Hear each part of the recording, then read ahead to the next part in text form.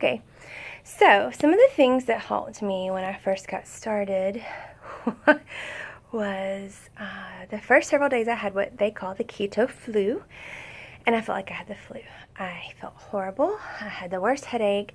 I was exhausted. I was irritable. It was horrific. And I didn't know, because I had not had time to research, that I should have upped my magnesium, potassium, and sodium, which you can do in a plethora of ways. I have tried different things, but even at that point, drinking a sugar-free Powerade or anything, bone broth, anyway, just you're going to have to look at keto flu. Some people suffer greatly. Some people don't even suffer at all.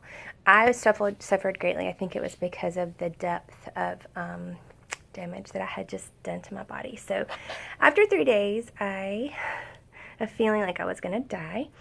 It got better physically. What happened after that was the emotional part kicked in, and I really started to mourn the foods that I could not eat anymore. This was really hard, and it lasted several weeks. And at every turn, there was a new food that I mourned. And this just showed me the depth of my dependence on food, not as, again, nourishment, but as a whole bunch of other stuff.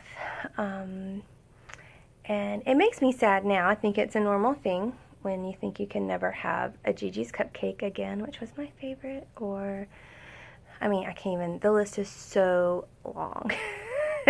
And I had a super sweet friend who encouraged me. It was the only other person that I knew that did ketogenic diet, sent me a message and said that she had made a keto cheesecake. And I thought, oh, okay, well, at some point I'm going to be able to eat fun foods again. But even that, made me sad. So I knew that what I really wanted to do was to get my blood pressure down, get healthy, lose some weight, but more importantly, I wanted to lose the hold that food had over me. I did not want to be sad that I could never have another Gigi's Cupcake. I did not want to mourn the fact that I couldn't have conversation hearts at Valentine's Day or Cadbury eggs at Easter, or, the list was so long that I realized how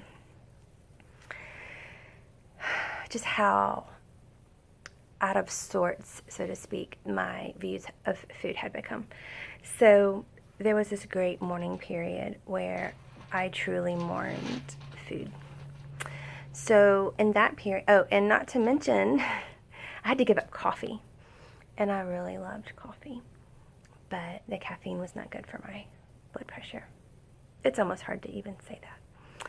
So I thought, fine, I'll drink hot tea. So I ordered an electric tea kettle and a whole bunch of really fun, great hot teas, and that helped. Thankfully, on the keto diet, you are allowed a little bit of super dark chocolate, which a lot of people don't like super dark chocolate, and that may not be helpful, but I did like it. So you can have very small amounts of that, and that was comforting, again, ridiculous.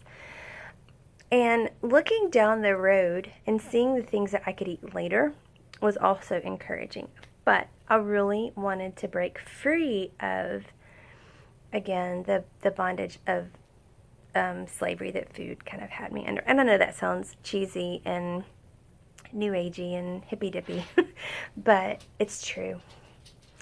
And so I just wanted to be able to eat food that was healthy for me and not think anymore about it.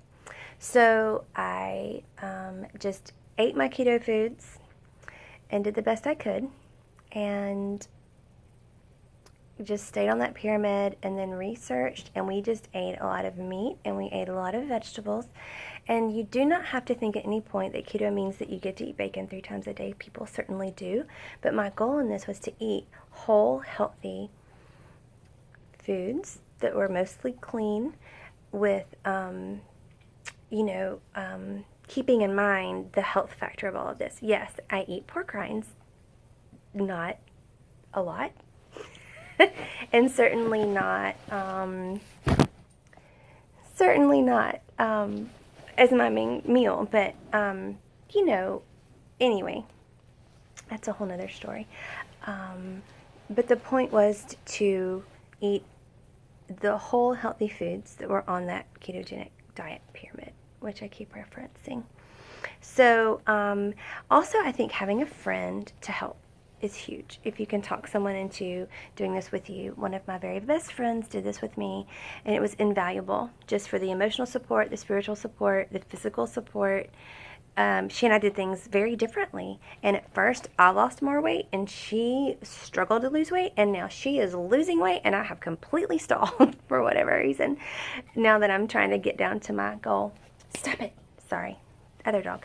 So, but having a friend to help you in this journey would be huge, but you may not get that. But that's where these Facebook groups really helped me, because it was a community and I could ask questions and read other people's questions, and it really made me not feel so alone. So those are some of the things that helped me when I first started.